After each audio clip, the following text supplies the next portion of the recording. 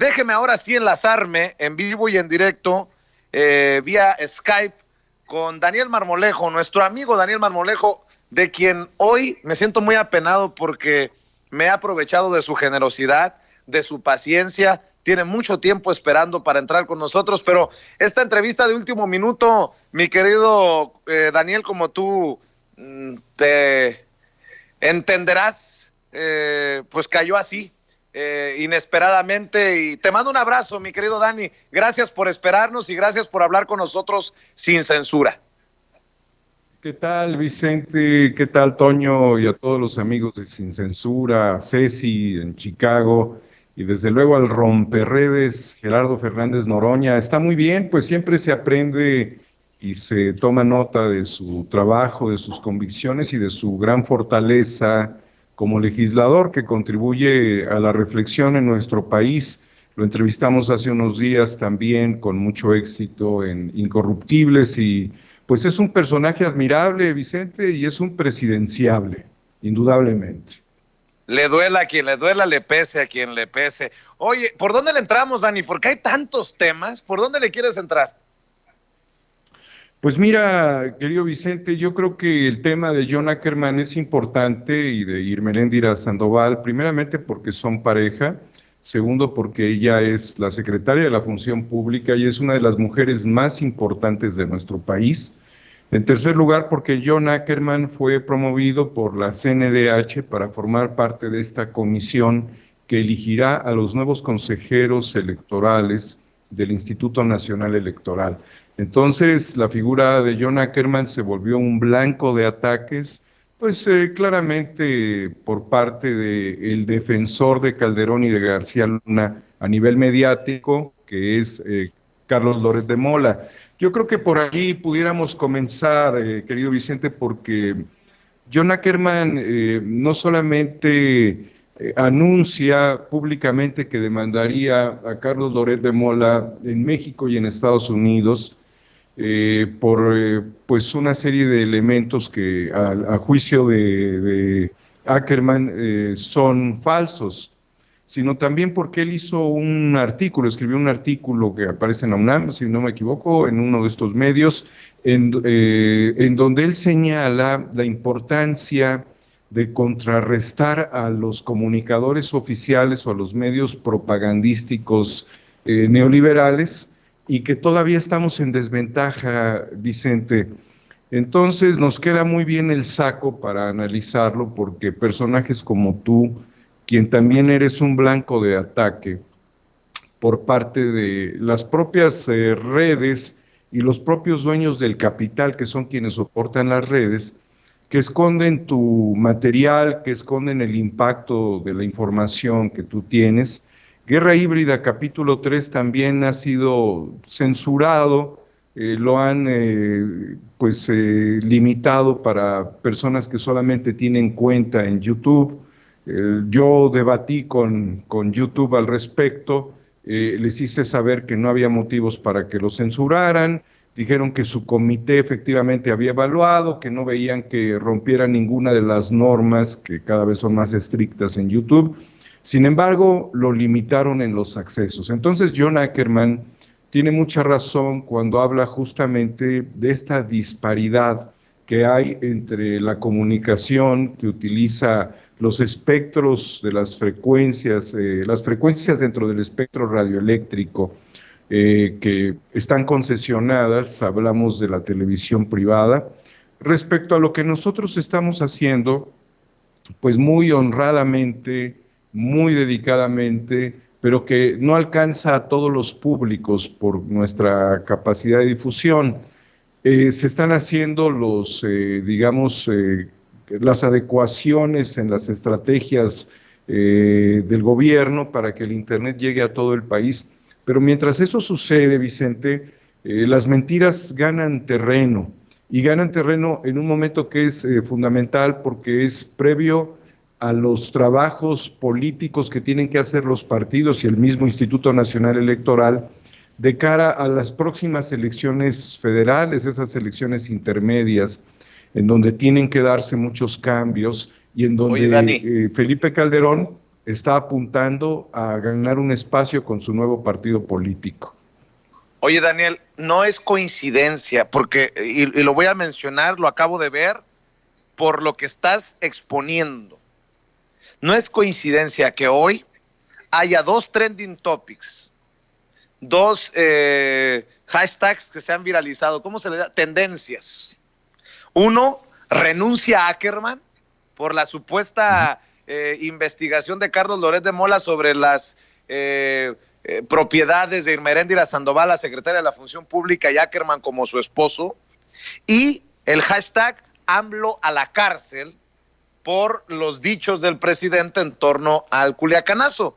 Pero me llama más la atención que esas instituciones, laboratorios, especialistas en redes, sí busquen minimizar el impacto de una red AMLO diciendo que está alimentada con bots, pero que en su momento, en días como hoy, no pueda darnos una claridad de quién alimenta a los bots que promueven estas tendencias. Renuncia a Ackerman y AMLO a la cárcel.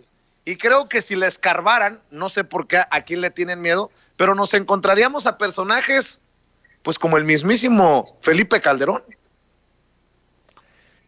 Claro que sí, Vicente. Finalmente lo que estamos viendo es de que ellos traen una operación cibernética a través de bots en las redes sociales, que quieren doblegar la voluntad y la conciencia de la gente y que han promovido desde luego el odio. Es lo único que pueden promover ellos, porque a través de las mentiras, como bien ha señalado el presidente en algún otro momento, pues terminan manchando, porque eso es finalmente el objetivo. El objetivo ya no es que se desmonte la mentira.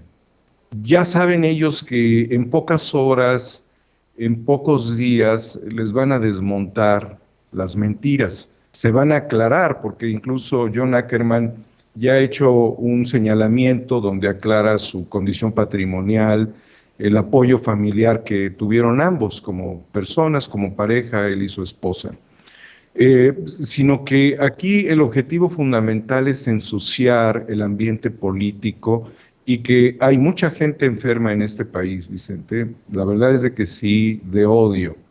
Gente que, pues mira, lo tengo que decir como alguien, una persona cercana me dijo en algún momento, son las manifestaciones de los 18 meses sin intereses que salen a defender a los dueños del gran capital, porque los verdaderos dueños del gran capital, o sea, no los vas a ver manifestándose, pero sí sus empleados y sí aquellas personas que se les denomina en inglés wannabe, todas estas personas que viven la ilusión de formar parte de este grupo de élite al cual nunca van a acceder. O sea, realmente se queda esto en una fantasía, en una ilusión, pero que sí se han alimentado por el odio de las fake news, por el odio que promueven todos los aliados de Calderón. Pero, ¿qué va a pasar en el momento, como lo señala Fernández Noroña, que sea detenido Felipe Calderón, que todas las noticias, todos los noticieros de este país se impacten porque fue llamado a juicio Calderón? Todos esos claxoneros, o wannabes, o 18 meses sin intereses, realmente van a haber secuestrado su futuro porque se aplicó la justicia y porque ellos le consignaron la credibilidad última a su sinrazón a un tipo que destruyó a una nación y cuyas consecuencias son las que seguimos padeciendo, como bien lo señalabas ahora en Guanajuato, y con esta condición de desgobierno, en donde la responsabilidad se la terminan dejando al gobierno federal, mientras dejaron crecer a grupos criminales, los gobiernos municipales coaligados. Por eso también ha sido muy importante la actividad desde la Unidad de Inteligencia Financiera, que ha congelado cuentas pues de criminales de cuello blanco que estarían ahorita en condición de ser procesados, o también de funcionarios, presidentes municipales, incluso cuentas directamente de gobiernos municipales. Esto lo están dejando en manos de la autoridad federal.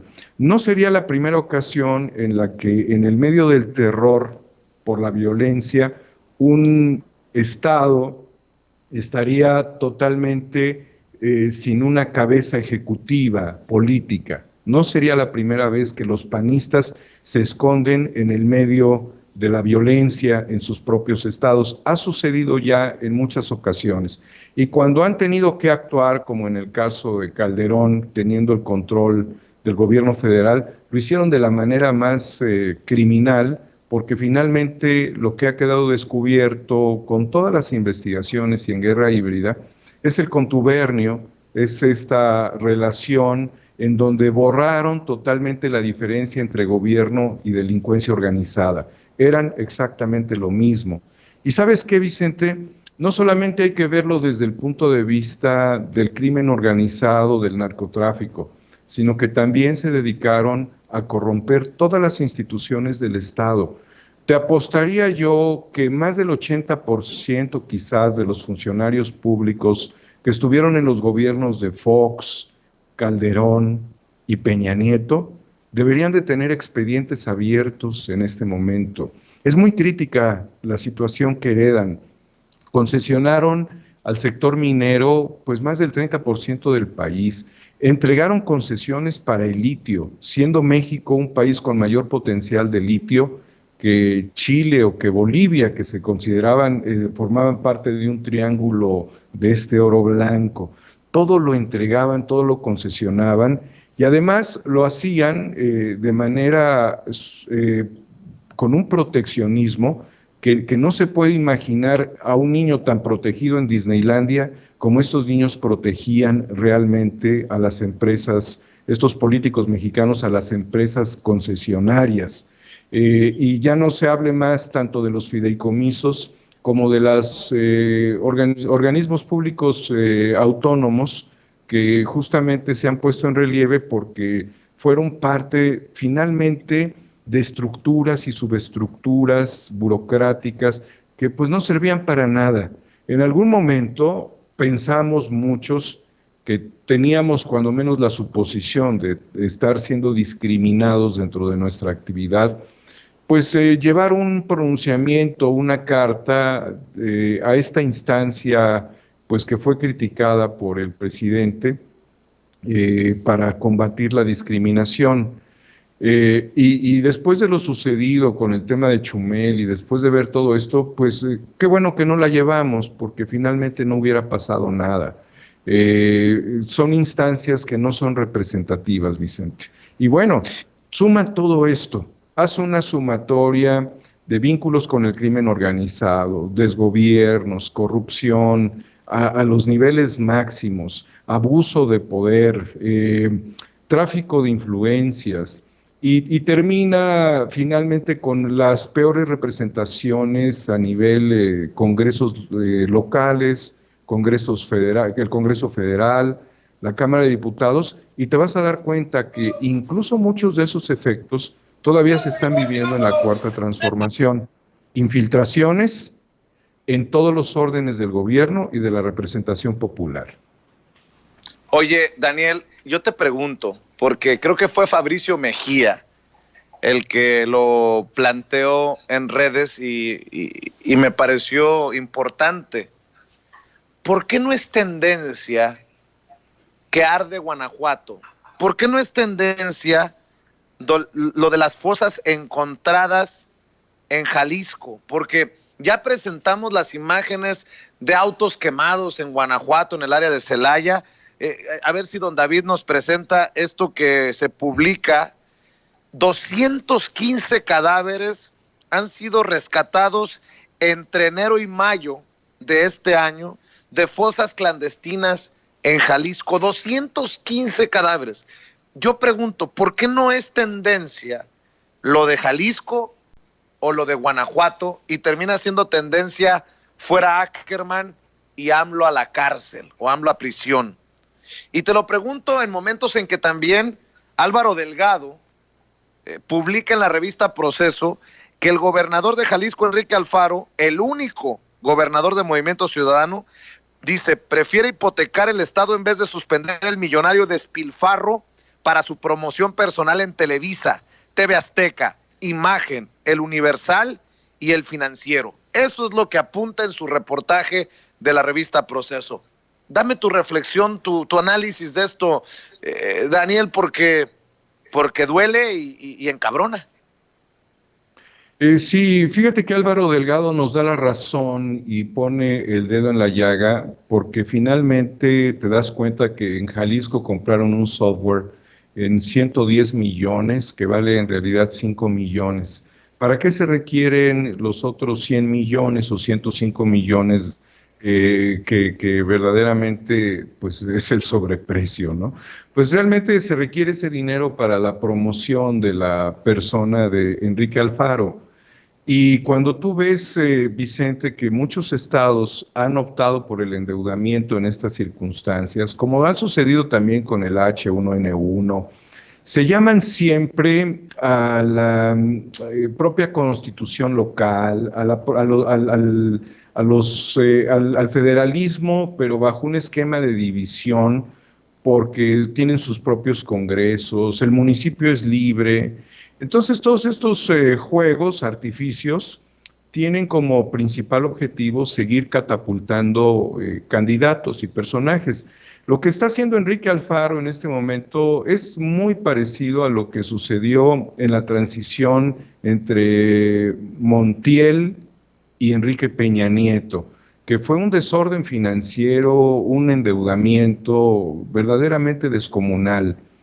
Y esto sucedió justamente y fue parte de lo que logró dar un control, un amortiguamiento a la crisis financiera del Estado de México, Videgaray, con Pedro Aspe, ¿sí? Entonces ellos tendrían que estar ya considerando a los operadores financieros que estarían ayudando para que no se exhibieran esas cifras tan descomunales, vale 5 y lo compras en 110, pues es lo mismo que hicieron con hidronitrogenados, es lo mismo que hicieron con Fertinal, es el mismo tipo de operaciones, en diferentes niveles, pero exactamente es lo mismo. Finalmente es lo mismo que han venido haciendo otros gobernadores o en general, que utilizaron a las factureras. Me dolería mucho saber, Vicente, que hubiese un perdón para gobernadores y empresarios que utilizaron a las factureras, porque no solamente les facturaban o les facturaban de más, sino son trabajos que nunca se hicieron. Finalmente, lo que señala Álvaro Delgado en esto es muy puntual, Vicente. No hay tendencia en este momento que no se compre.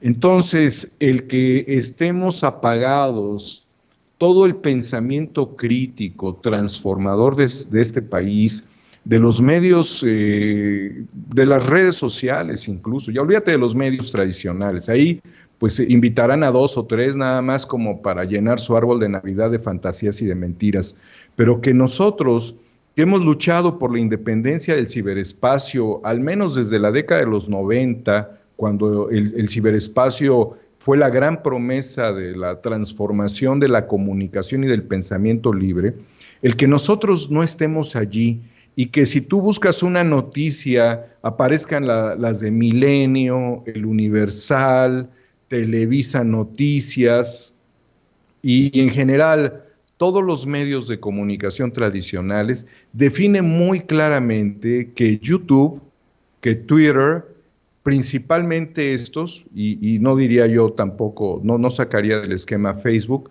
están recibiendo millones y millones para poder colocar tendencias. Hay una gran ventaja, sin embargo, dentro de la colocación de las tendencias. Imagínate, fue lo mismo que hizo López Dóriga, decía, es que yo tengo no sé cuántos millones de seguidores, y ves un video en YouTube de López Dóriga y a lo mejor tiene 3,000, 4,000 vistas. O sea, YouTube pudiera ahí no estarle sumando vistas, aunque pudiera llegar a ser tendencia, ¿no? O estar dentro del manejo del algoritmo que lo ubica en primer plano. A todos ellos, que el gobierno federal no les está dando el dinero que ellos esperan. Y yo llamaría todavía más a una conciencia de revelación. Que truenen los medios de comunicación que tienen que tronar, ¿sí? Que no se dependa, y esto también lo has promovido tú, del dinero público. Hoy el dinero público es más importante en otras áreas. Y si acaso el gobierno, ¿sí? Siente que es necesario establecer una difusión, entonces que reparta parejo y no que reparta de manera selectiva. Entonces, esta es una reflexión para el área de comunicación social de la presidencia, en el sentido de que no se den esos privilegios. Pero curiosamente, Vicente, sigue habiendo privilegios, incluso para el acceso a las mañaneras, perdón que lo diga. O sea, es algo que me incomoda decir. A mí no me gusta ventilar estas cosas, pero pues es cierto. Sigues viendo a Reforma, al Universal, sigues viendo a los mismos que son los que dicen todas estas mentiras, ocupando los primeros espacios. Y sigues viendo a Hans Salazar a la 1, 2 de la mañana llegando y entrando hasta la tercera, cuarta fila, o Paul. O sea, no es piso parejo todavía. Por eso creo que ellos siguen apostando a que con sus campañas de odio y de manchar, finalmente sigan teniendo no solamente el aprecio de unos, sino tenerlos cercanos, porque como dice alguien, al enemigo hay que tenerlo de cerca. Y esa es la razón quizás por la cual ellos siempre tienen el privilegio de estar al frente de todos nosotros. Yo no me puedo explicar, Vicente, por qué Televisa entra teniendo una transmisión con un camión, con su señal, todos los días poniendo sus cámaras en Palacio Nacional. ¿Y por qué entra primero que nosotros? ¿Y por qué le dan acceso a Televisa para que haga instalaciones y ramificaciones para su comunicación vía satélite? Puede hacerlo incluso de manera más discreta, pero el que realicen esta operación de parafernalia técnica o tecnológica tiene que ver con que siempre les han dado concesiones en el gobierno. Mi querido Daniel, te propongo otro tema porque también nos lleva al faro. Hoy todos los caminos nos llevan al faro. Hablabas de una compra sobre precio. Bueno, pues el periodista Salvador García Soto, en su columna Serpientes y Escaleras del diario El Universal, señala que que el presidente Andrés Manuel López Obrador dijo hace unos días en la mañanera que durante la presente semana presentaría un expediente sobre facturas falsas que representó un fraude de 48 mil millones de pesos para el erario federal, y que entre lo que mostrará un informe basado en denuncias presentadas de la Auditoría Superior de la Federación y documentadas por la Unidad de Inteligencia Financiera de casos de varios estados cuyos gobernadores presentaron documentación de facturas falsificadas para justificar gastos de salud y educación, entre otros rubros. Y sigo leyendo. Dice Salvador García Soto que el asunto será de escándalo y seguro involucra al menos a 2 gobernadores de los más críticos y confrontados con el gobierno de la 4T, el de Movimiento Ciudadano Enrique Alfaro de Jalisco y el panista Francisco García Cabeza de Vaca de Tamaulipas. Dice Salvador García Soto que nada más en Tamaulipas, en el rubro de salud, la Auditoría Superior de la Federación y la UIF documentaron más de 1,000 millones de pesos en facturas falsas, y que si ello se hace público será sin duda una bomba, sobre todo en el contexto de guerra política, como se ha definido este enfrentamiento. ¿A temblar, Alfaro? ¿A temblar, Cabeza de Vaca? ¿O ya están planeando cómo se tirarán al suelo como víctimas de esta persecución del comunista de López Obrador? Nótese mi sarcasmo.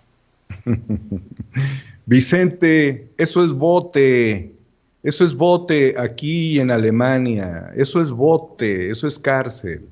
O sea, realmente lo que ellos, ahora, son 49 mil millones o 43 mil, ¿cuántos son, Vicente?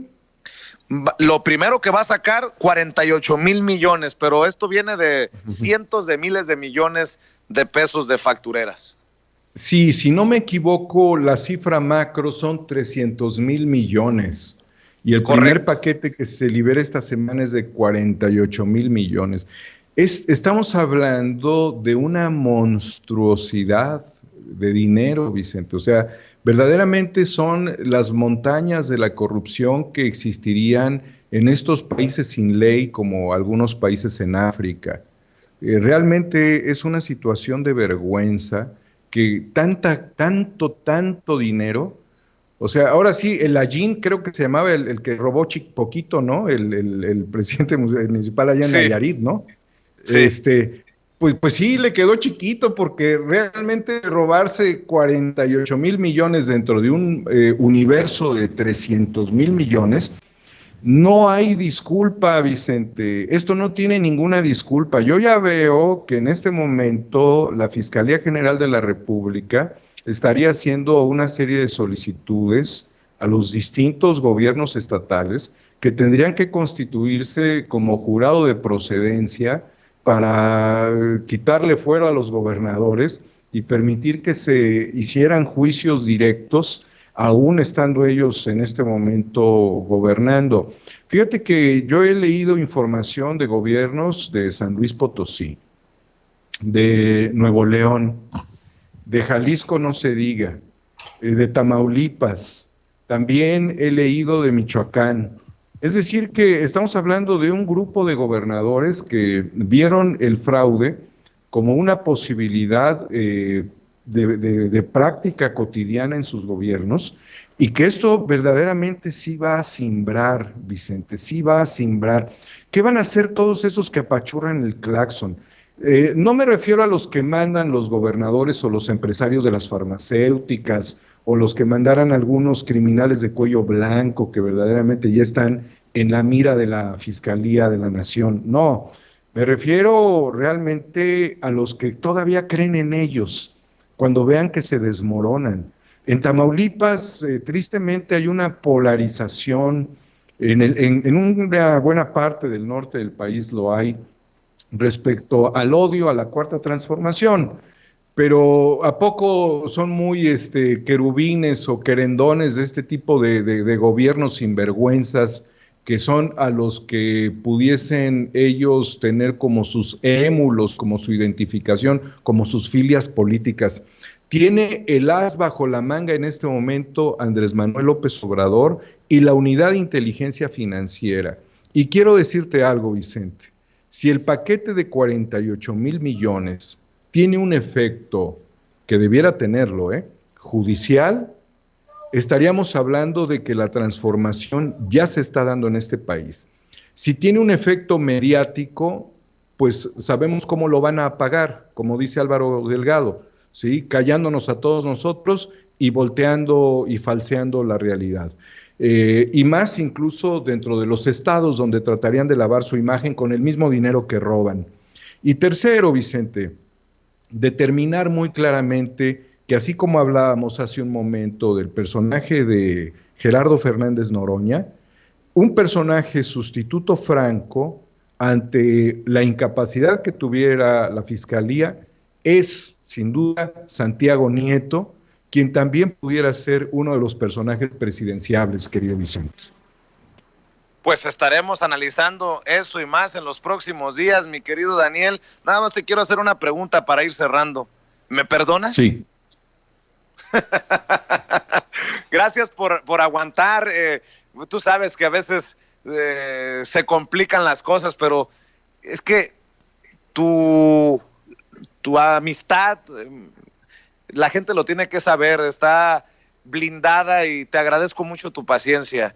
Te agradezco mucho que siempre estés al pie del cañón y tú sabes que es recíproco, querido Daniel Marmolejo. No, hombre, Vicente, es una gran ventana y una gran oportunidad y además a mí me da mucho honor hablar posteriormente, aunque haya una espera, de Gerardo Fernández Noroña, porque es un tipo que está iluminando muy fuertemente las conciencias. Sobre todo, Vicente, para cerrar, porque llega el momento de las grandes decisiones de los partidos políticos, porque no pueden regalarle curules a personajes como Sergio Meyer, o Mayer, ¿cuál es su apellido? Meyer, ¿no? Mayer. Y tampoco a personajes como Lili. Fíjate, tan presente lo tengo a este personaje, a Sergio.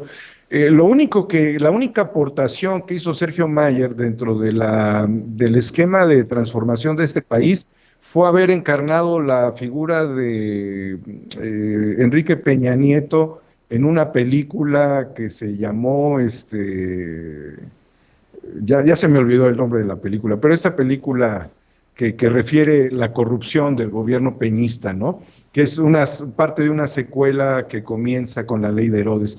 Es lo único que pudiéramos decir que tuvo a favor para ubicarse dentro de esta posición e incluso ser el presidente de la Comisión de Cultura de la Cámara de Diputados. Los partidos están llamados a multiplicar a los Noroña, a multiplicar a los Santiago Nieto, a multiplicar a personalidades como Tatiana Cloutier. Están llamados a multiplicar el espíritu que refrende el interés colectivo y que estén blindados para no caer como los diputados de los estados o a veces en el ámbito federal que terminan por darle un voto comprado para endeudar a sus estados o para aprobar las cuentas públicas de los estados de nuestro país. A eso está llamado este proceso importantísimo, donde finalmente yo espero que John Ackerman tome, y no lo dudo, importantes decisiones sobre qué consejeros se tienen que ir y qué tipo de consejeros al Instituto Nacional Electoral son los que deben de entrar. Muchas gracias, querido Vicente.